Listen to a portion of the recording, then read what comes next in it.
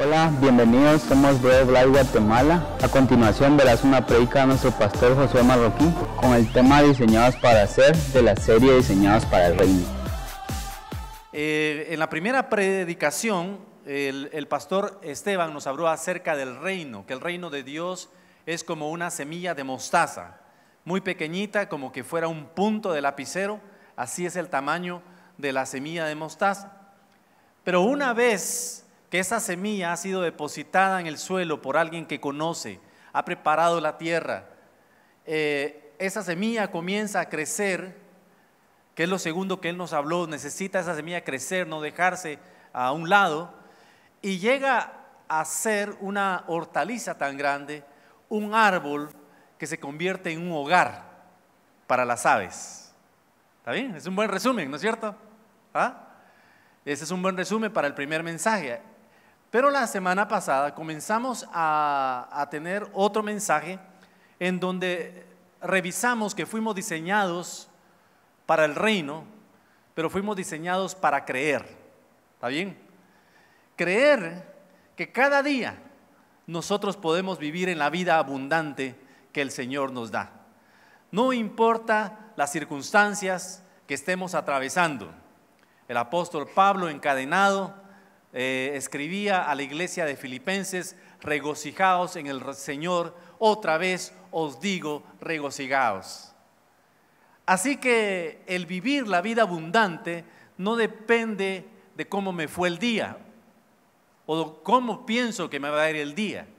El día me va a ir bien porque tengo al Espíritu Santo morando dentro de mí, tengo la compañía del Señor Jesucristo. Él va a estar ayudándome para que yo pueda vivir una vida abundante, porque el cielo ha prometido, así va a ser. Amén. ¿Cuántos se recuerdan del mensaje? Podemos creer que podemos vivir una vida abundante cada día. Así que también pudimos revisar la semana pasada de que hemos sido diseñados para tener fe. Una fe posiblemente tan pequeña, una medida de fe tan pequeña como ese grano de mostaza, pero con esa fe nosotros tenemos las herramientas para poder triunfar cada día. En medio de los obstáculos, nosotros poder decir: este no es un obstáculo, es una oportunidad que Dios me da para salir adelante. Porque cuando hablamos del cristiano, el cristiano siempre va a tener esperanza. Siempre va a haber una luz al final del túnel. Siempre va a saber que Dios incluso va a hacer que todas las cosas, como decía Chay en Romanos capítulo 8, todas las cosas nos ayuden para bien. ¿Cuántos lo comienzan a creer? ¿Está bien? Eso lo vimos. Y Dios tiene un depósito grande en los cielos que está dispuesto a derramar sobre nosotros las riquezas en gloria en Cristo Jesús, y solamente nosotros tenemos que tener la convicción, el creer, el tener la fe de que si pedimos se nos dará, que si buscamos hallamos, que si tocamos se nos abrirá. Este es otro buen resumen para la semana pasada, ¿no es cierto? Bueno, hoy vamos a estar viendo otro tema acerca de que fuimos diseñados para el reino, y la predicación de hoy se llama Diseñados para Ser. Todos hemos sido diseñados para un propósito específico. Fuimos diseñados para ser. Y decíamos la semana pasada, no fuimos diseñados para hacer.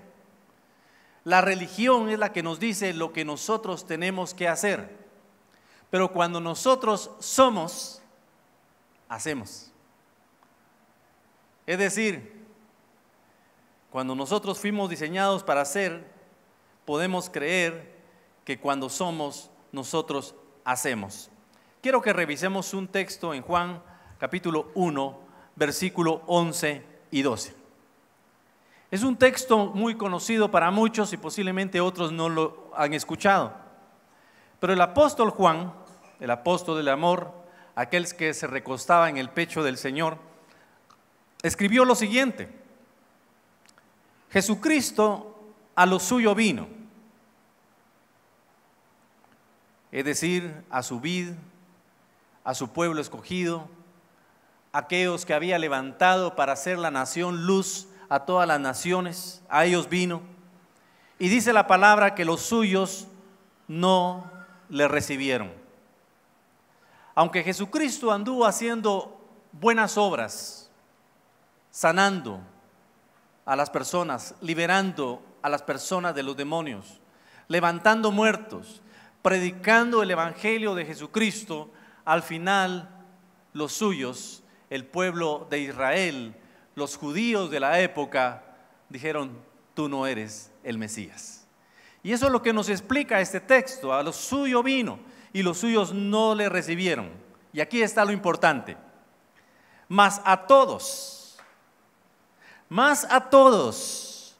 los que le recibieron, que recibieron a Jesús en su corazón, a los que creen en su nombre, que creen que el nombre de Jesús es sobre todo nombre, dice aquí, les dio potestad, les dio poder de ser hechos hijos de Dios.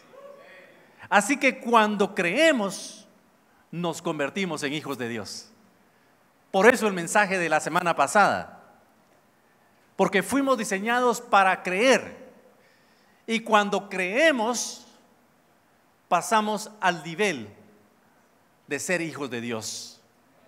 Ya no somos ajenos al reino de Dios, ya no somos advenedizos, dice la palabra, ya no somos extranjeros. Ahora, cuando creemos, llegamos ¿a qué? A ser hijos de Dios. Por eso el mensaje, ¿está bien? Por eso lo segundo, tal vez en esta oportunidad que estamos viendo, que hemos sido diseñados no solamente para creer, sino para ser. Es decir, cuando creemos, comenzamos a ser las personas que Dios quiere que nosotros seamos. Nos convertimos en hijos, y ustedes, mujeres, en hijas de Dios. Cuando creemos, somos. Amén. Es decir, no puedes llegar a ser la persona que Dios te ha diseñado a ser si no lo crees. ¿Está bien? Si a ti te dicen que eres un príncipe, pero tú no te lo crees, está de más. Si a ti te dicen que eres parte del linaje escogido de Dios, pero no lo crees, pues es arar en el mar.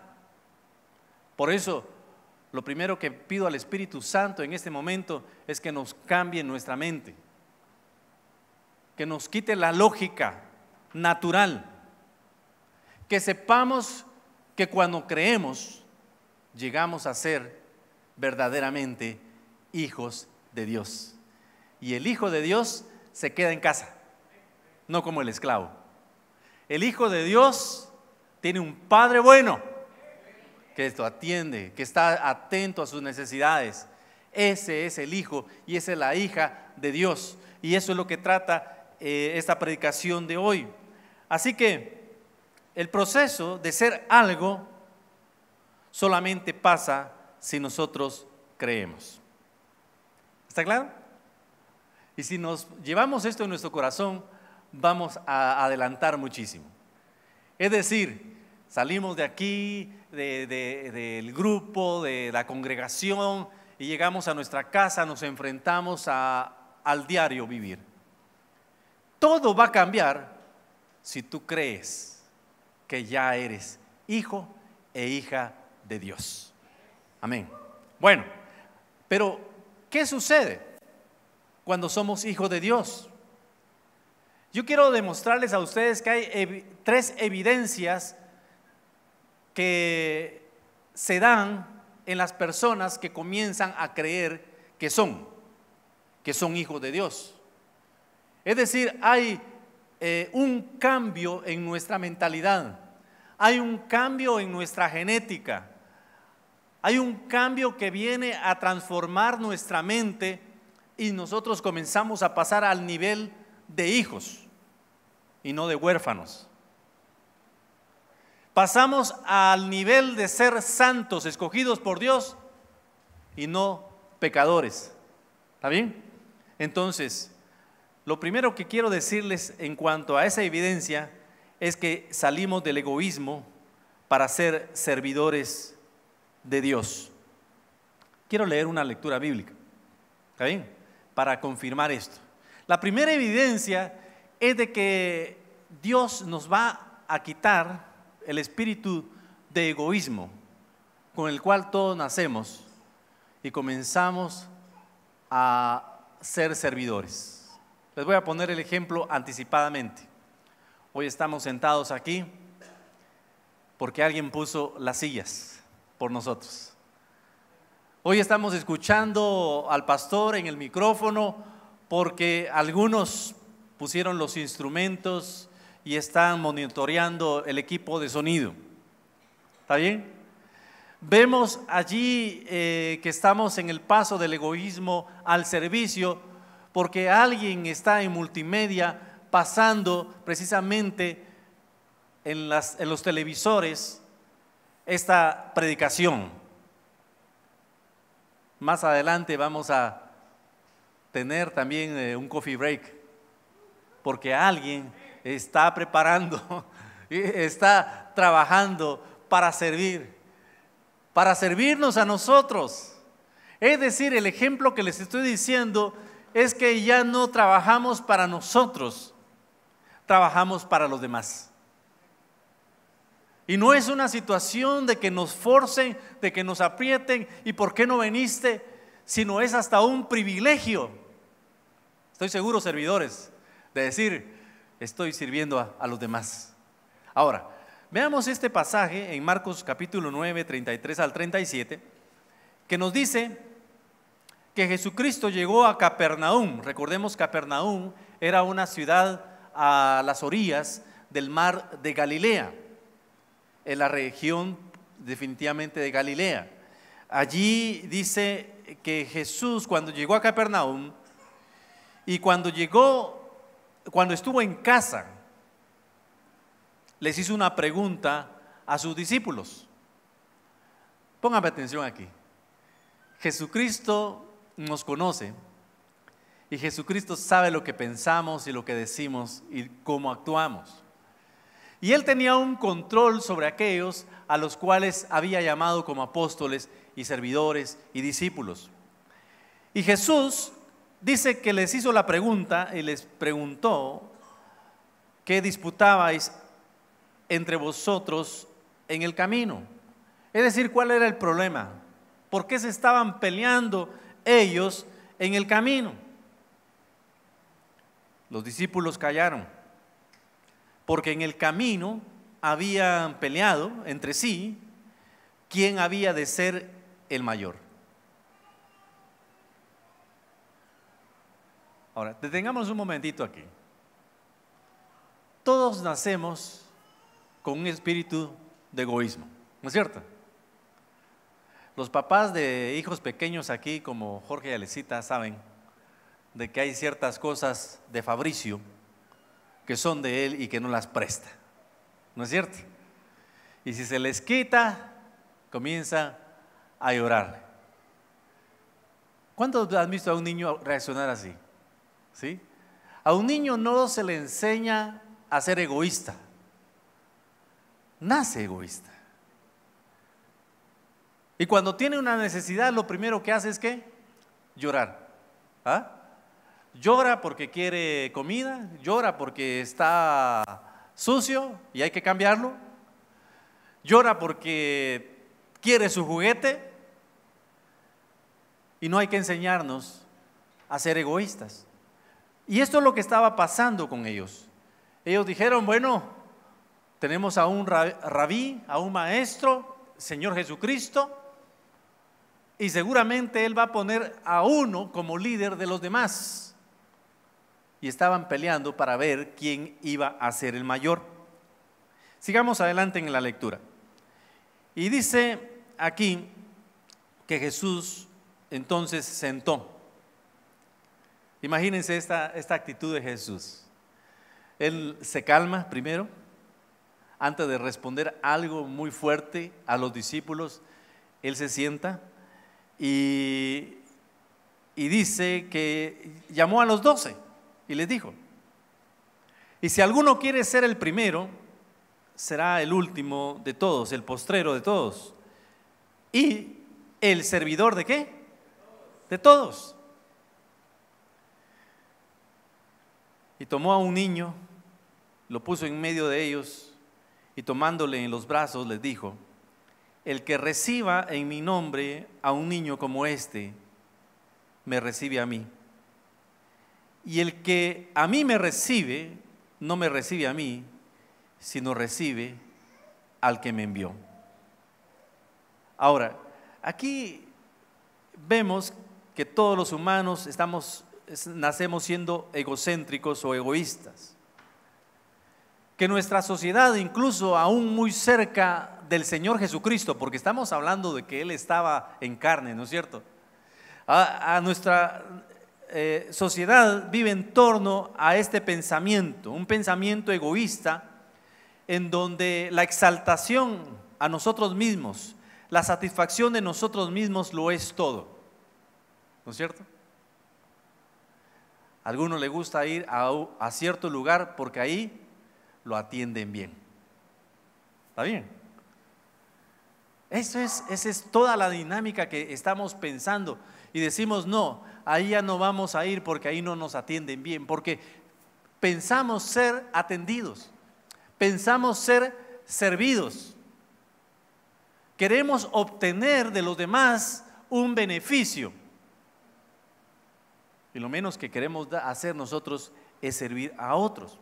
Ahora, Jesús cambió la manera en la que los mismos discípulos pensaban y dijo: el que quiera ser grande entre vosotros será el último y será ¿qué? El servidor. La grandeza en el reino de Dios se mide de una manera diferente, a través de la ley de los opuestos. ¿Se recuerda alguien de esa predicación? Jesucristo dice: en el reino de los cielos no es así. No es el que compite por llegar a tener más puntos, más votos, más privilegios.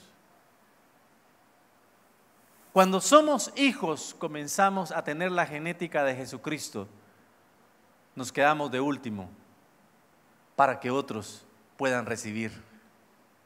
Comenzamos a servir para que otros puedan estar bien. Y eso es lo que el Señor Jesucristo les está enseñando a los discípulos. Es decir, aún en un lugar como este, puede ser que caigamos en esa tentación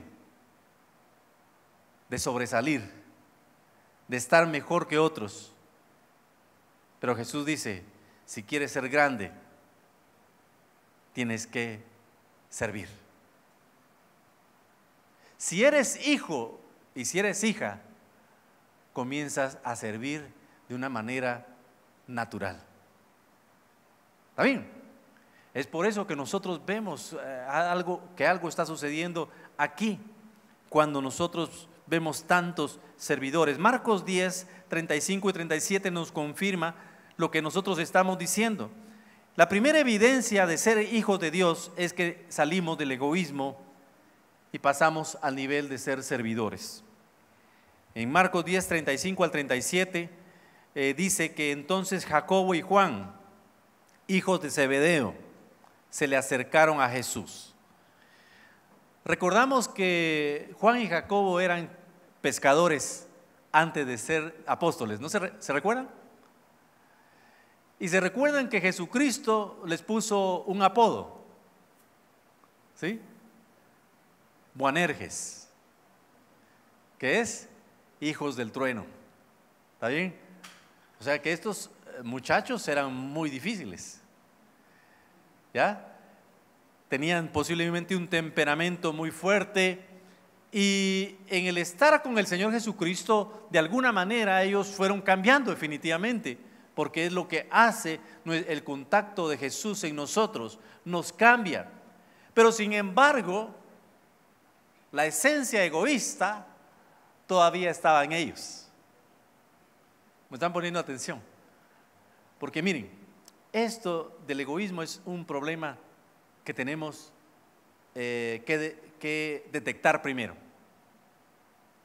Primero, saber poner la luz de la palabra de Dios y descubrir que en algunas áreas de nuestra vida nosotros nos convertimos en personas muy egoístas, egocéntricos. ¿Está bien? Que queremos lo mejor para nosotros y solo para nosotros.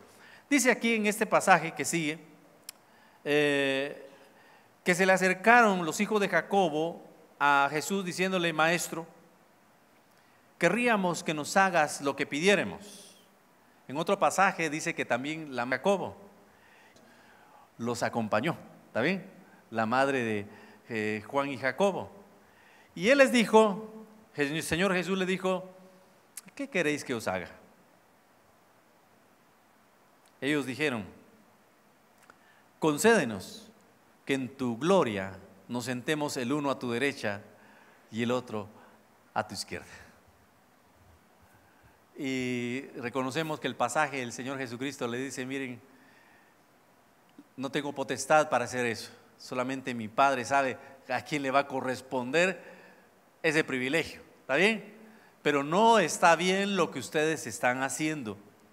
Así que ese pasaje termina hasta el versículo 45, que no vamos a leer en este momento. Pero una vez más, los discípulos siguen pensando en ser exaltados. Pero Jesús nuevamente les enseña que la verdadera grandeza está ¿en qué? En servir. Ahora, yo quisiera irme muchos años más adelante de la vida de estos personajes que estaban peleando por ser el mayor, o de estos hermanos que estaban diciéndole: ponnos a tu derecha y a tu izquierda, en tu gloria y en tu reino. Ellos aprendieron de que para ser hijos hay que hacer cambios en la vida y en el corazón de las personas. Ellos comenzaron a ver de que realmente no valía la pena pelear por una posición en el reino de los cielos. No era correcto que ellos estuvieran tratando de exaltarse, cuando lo más importante era servir a los demás. Y eso precisamente fue lo que hicieron estos hombres. Todos ellos murieron como mártires por el Señor Jesucristo. Aprendieron que al final de todo, la vida hay que gastarla en el servicio. Amén. Entonces, mira, cuando creemos, llegamos a ser. Y una evidencia de llegar a ser es que nos comenzamos a preocupar por los demás. Llegamos a casa, les voy a poner un ejemplo. Llegamos a casa y decimos: esto no está bien, esto está mal puesto. Y tú tomas la iniciativa y lo haces. En algún momento puse este ejemplo. Ves que el marco de la puerta se está cayendo y ya no sigues pasando por ahí, no porque se te va a caer encima, sino que ya no pasas ahí porque dices: lo voy a componer primero. No sé si me entienden. Es decir, cuando llegamos a ser hijos, nos preocupamos por el servicio, por entregarnos, por dar un poquito más, por hacer las cosas que otros no quieren hacer. Pero para mí es fácil. ¿Por qué? Porque soy hijo de Dios. Porque soy. Y a mí no me quita nada el arrodillarme y limpiar algo. Porque para eso me ha diseñado el Señor. ¿Me ha diseñado para qué? Para servir a otros. ¿Está bien? Así que cuando creemos, somos. Y la primera evidencia de que somos es cuando comenzamos a servir de todo corazón. ¿Lo creen? Le damos un aplauso al Señor y le decimos: gracias, Señor, porque esa es la verdadera grandeza. Esa es la verdadera grandeza que tú quieres que yo haga. Que los demás sean servidos, que sean beneficiados, que haya una sonrisa en sus rostros por algo que pude hacer bien por otros. Bueno, pasemos a una segunda evidencia cuando soy hijo o hija de Dios. ¿Está bien? La segunda evidencia que quiero que revisemos es de que pasamos de estar inactivos a la acción. ¿Está bien? Es decir, cuando somos hijos de Dios, como que hay algo que nos impide quedarnos sentados. Hay algo que nos impide estar esperando. Ahora hay algo que está ocurriendo en mí que comienza a llamarme la atención, a ponerme en acción. Y quiero que vayamos a Juan capítulo 12, 24 y 25. Y dice esta porción de la palabra de Dios: de cierto os digo. Esto ya lo leyó el pastor Esteban en este mes. Pero ese es el Señor Jesús el que está hablando y dando una enseñanza nuevamente a sus discípulos. Y les dice: de cierto os digo, que si el grano de trigo no cae en la tierra y muere, queda solo. Pero si muere, lleva mucho fruto. Así que el que ama su vida, la perderá. Y el que aborrece su vida en este mundo, para vida eterna, la guardará. Pareciera que es un pasaje complicado de entender, pero no es así. El Señor habla acerca de una semilla de trigo que está inactiva. No sé cuántos de ustedes han visto unos adornos donde meten un montón de semillas de diferentes colores y son preciosos, ¿ya? Y son caros, ¿verdad? En una botella hay una franja de frijoles, otra de maíz, hay muchas semillas allí y hacen un collage de todo esto y uno lo pone para adorno. Allí se va a quedar de adorno. ¿Está bien? Una semilla, Dios la ha creado ¿para qué? Para dar fruto, exactamente. El texto que utilizó Alecita hoy fue formidable. Una semilla tiene la genética de dar fruto. Y una vez escuchando a un predicador, él decía que él tenía una manzana en su mano y decía: ¿qué ven aquí?, decía él. Una manzana, dijeron muchos. No, aquí hay un bosque de manzanas. Porque si quitamos cada una de esas semillas y las sembramos, van a nacer varios árboles. Y va a llegar el momento que van a tener muchas manzanas. Y si recogemos todas esas semillas de esa cosecha, vamos a tener un bosque de manzanas. Porque cuando nosotros ponemos en acción la semilla que tiene la genética para producir más semillas, entonces estamos viendo una evidencia de que somos hijos de Dios. Entonces lo que quiere decir aquí el Señor Jesús es: si amamos nuestra vida porque la queremos guardar, la podemos poner en un frasquito que no te dé el sol, que no te dé el viento. Ya es que fíjese que eso de las relaciones es muy difícil para mí. A mí me da vergüenza, o no me gusta tratar con la gente, o no quiero hacer esto. La semilla que Dios ha depositado en tu vida nunca va a germinar y va a dar fruto. Pero hay una evidencia cuando llegamos a ser hijos de Dios. Nos sembramos en tierra, morimos al egoísmo y nace una preciosa planta que se convierte en actividad para la gloria de Dios. Y eso es lo que Dios quiere hacer de cada uno de nosotros. Es decir, pasamos de la inactividad a la acción porque ya no somos pasivos, sino somos activos y somos proactivos. leía la historia de una iglesia en Estados Unidos que creció muy rápido. Y esta iglesia, el pastor decía, mire, tenemos actualmente 250 ministerios. Era una cantidad de ministerios exagerados. Y él decía, ¿por qué tenemos tantos ministerios y tantas personas trabajando en diferentes ministerios? Porque la gente dice, pastor, hay una necesidad en la iglesia. ¿Cuál es? En los parqueos necesitamos lavar vehículos para que haya otro ingreso, mientras estamos cuidándolos.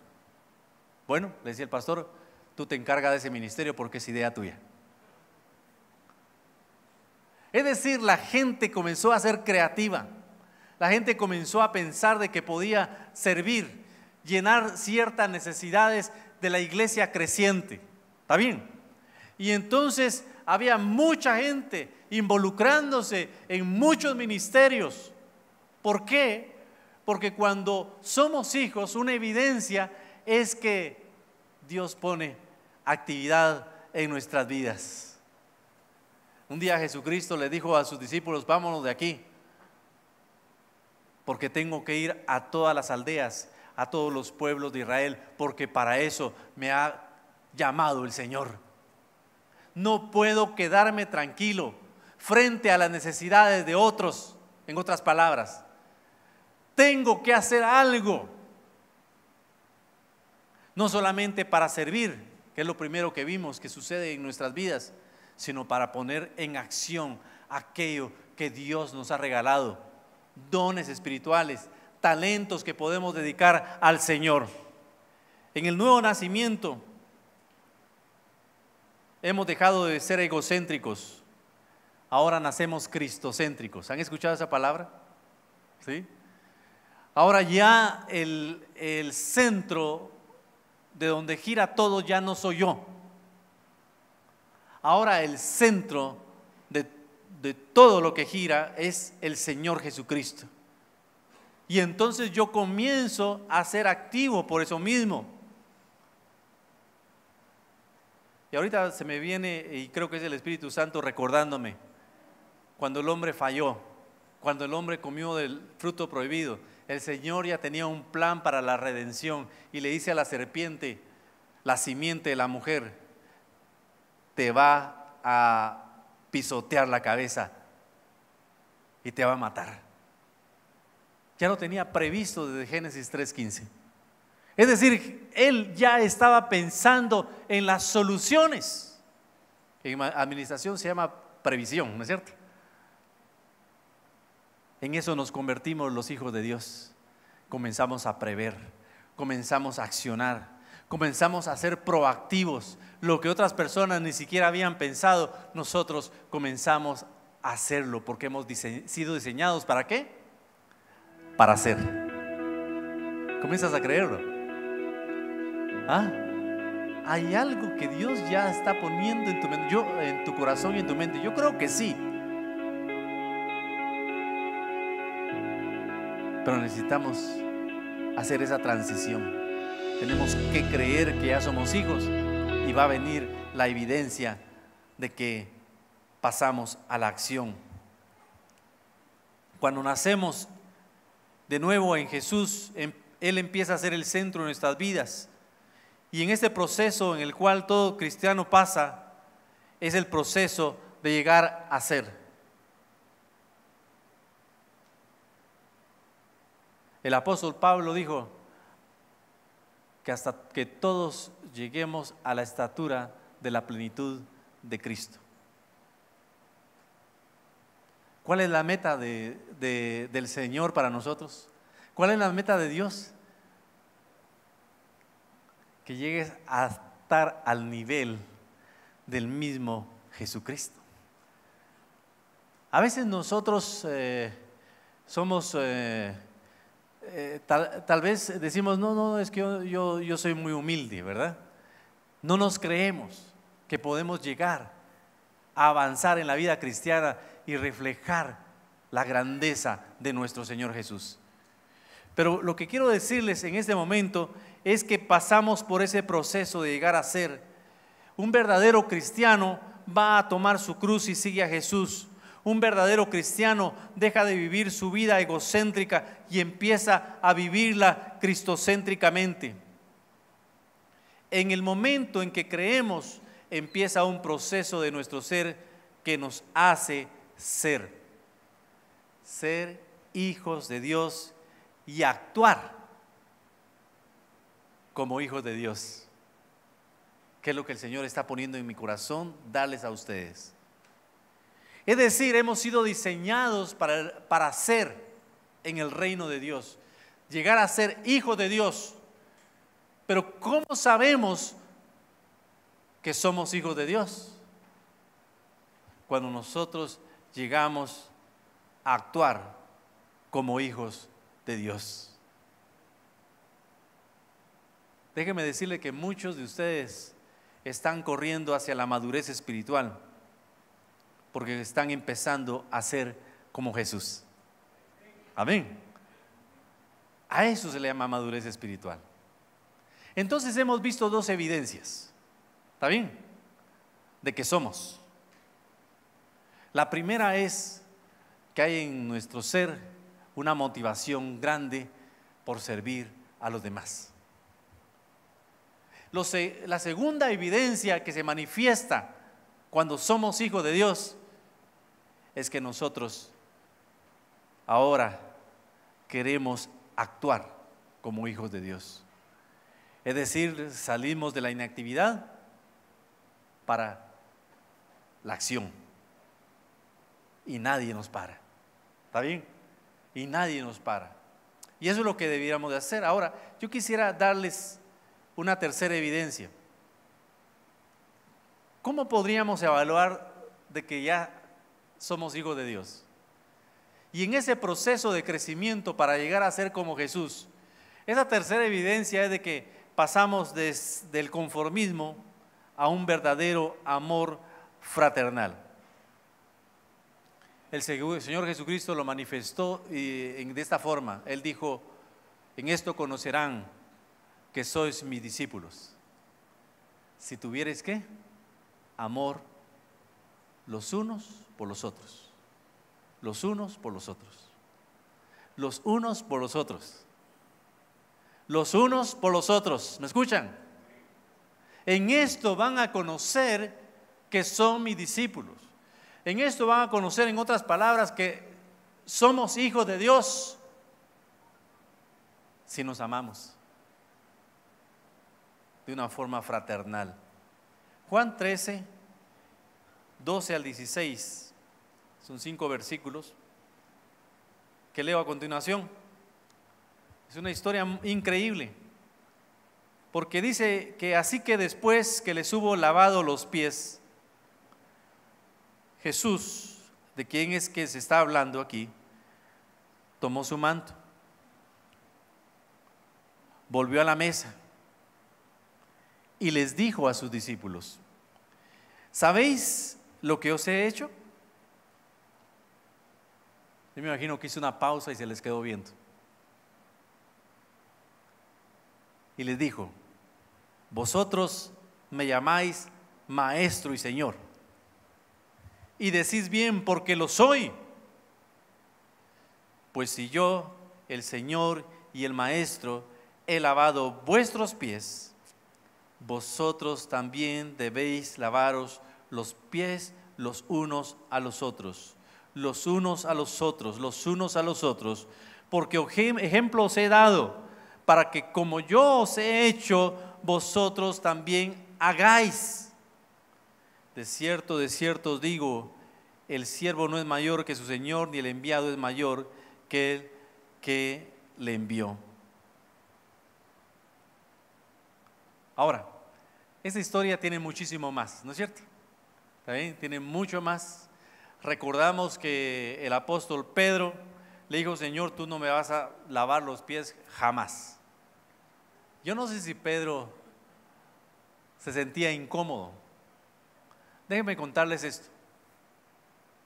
Hace aproximadamente unos 14, 15 años, yo fui por primera vez a mi encuentro. Yo no sabía qué iba a ocurrir, Pero uno de los eventos era lavar los pies de los encontrados y yo era uno de ellos. Cuando vi que alguien, un hombre cercano a mi edad, traía una palangana con agua, me quitó mis zapatos, los desató, me quitó los calcetines, metió mis pies en el agua, comencé a llorar. Nadie había hecho eso, mucho menos alguien que no conocía.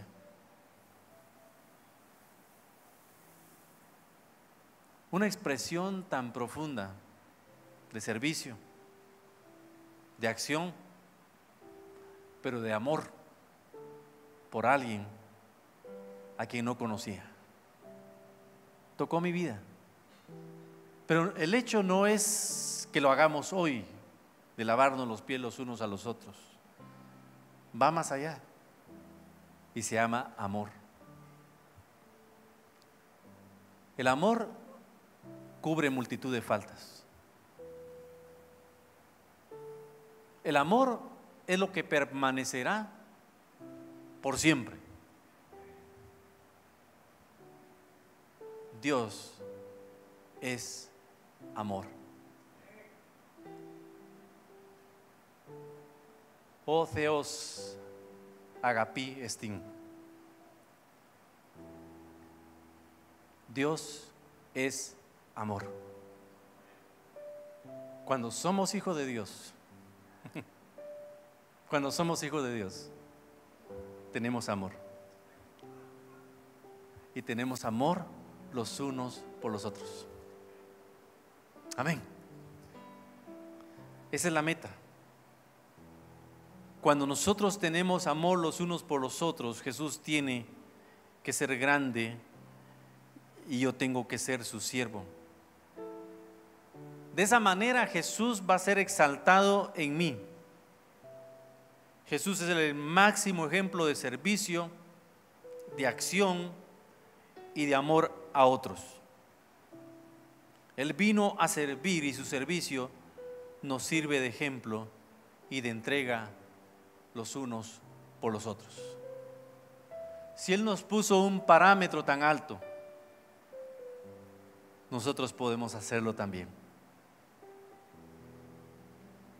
Esta semana el Señor va a cambiar y va a transformar nuestras vidas cuando comencemos a creernos hijos e hijas de Dios. Y en nuestra casa, sus padres jóvenes van a quedarse asombrados cuando ustedes tengan servicio, entrega y amor por las cosas de casa. No salgas de casa antes de demostrar que eres un hijo o una hija de Dios, por favor. Y a los que ya estamos casados y tenemos familia, podemos cambiarlo, la situación allí en nuestra casa, comenzando esta semana que comienza hoy. Y esa es la invitación. Los demás deben ver a Jesús en nosotros cuando le servimos, cuando tenemos entrega por ellos y cuando les amamos.